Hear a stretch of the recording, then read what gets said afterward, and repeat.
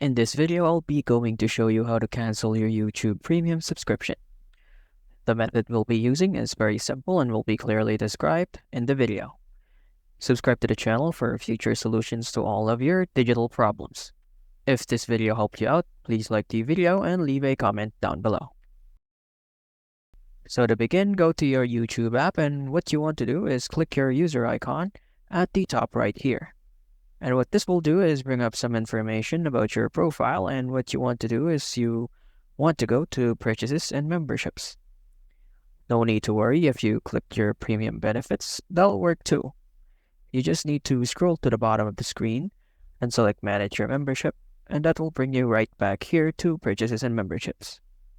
From there, select your premium membership from the list of memberships you currently have active, and the details of that membership and the payment methods attached to it will be displayed.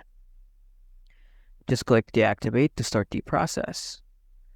Also, it's worth noting that from here you don't just have the option to cancel, but you may also temporarily pause your membership for up to 6 months so that you can resume it whenever you can afford it.